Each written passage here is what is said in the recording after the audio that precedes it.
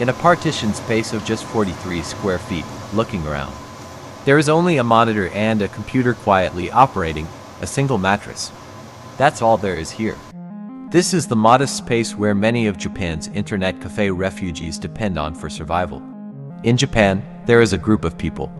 They don't own property certificates and can't afford to rent a place.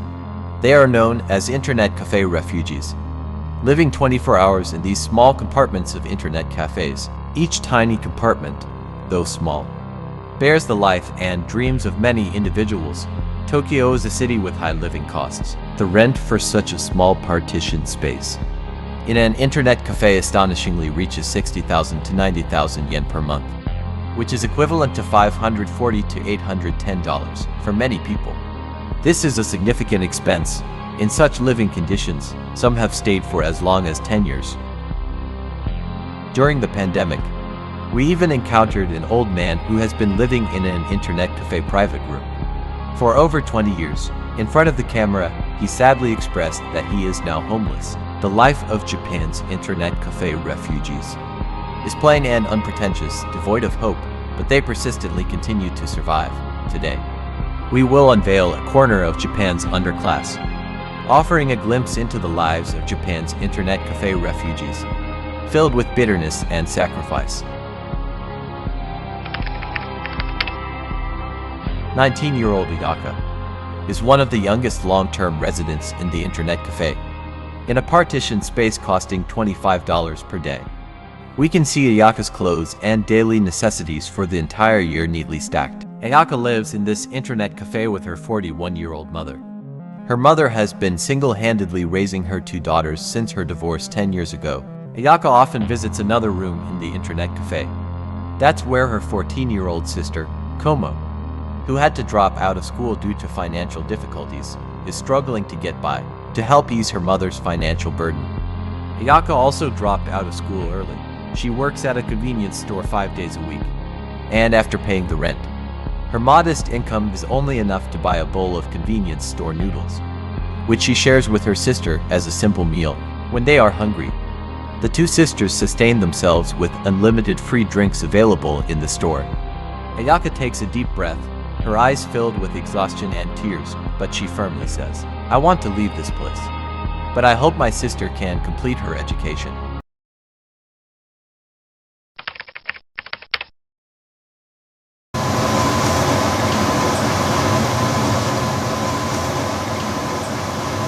He had a high-pressure, demanding job at a credit card company. But now, he has become an internet cafe refugee in his old job. Kyuji used to work overtime for 120 to 200 hours per month, which means that he practically had to work for 26 extra hours almost every day. Time at home became a rare luxury for Kyuji, and so a corner of the office turned into his temporary bedroom, busy with work. He would take short breaks before resuming his relentless schedule, and over time, day and night became indistinguishable to him. This prolonged, high-intensity work mode gradually made Kyuji's personality irritable and short-tempered. Unexpectedly, he was diagnosed with severe depression during a medical checkup. Kyuji took a month off for treatment and recuperation, but this made him the center of his colleagues' gossip. Some even took this as evidence of his lack of professionalism and complained about him behind his back to the superiors. After this medical leave, Kyuji's salary was significantly reduced, and his boss became much colder towards him. As he talks about this, Kyuji's eyes noticeably well up with tears, and although he still tries to maintain a smile, his tears are clearly visible. He candidly says, in Japanese workplaces, such power harassment and passive aggression are commonplace. People are all striving hard to play the role of a competent office worker, because in Japanese culture, this is considered a natural expectation. After 20 years of hard work, Kyuji finally realized that this job, this life, is not what he truly sought after. The moment he submitted his resignation letter, he felt a genuine sense of freedom and liberation for the first time. However, life has not become smooth sailing since then. Lacking funds, Uncle Kyuji chose to move into an internet cafe. Even when shaving, he must do so in the stairwell, because he doesn't want to disturb others.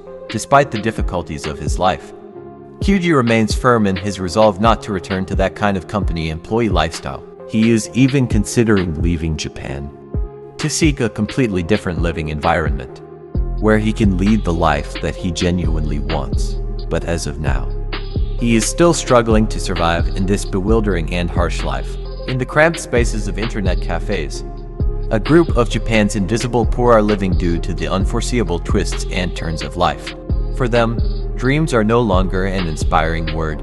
Instead, they have become a distant and even somewhat ironically luxurious aspiration.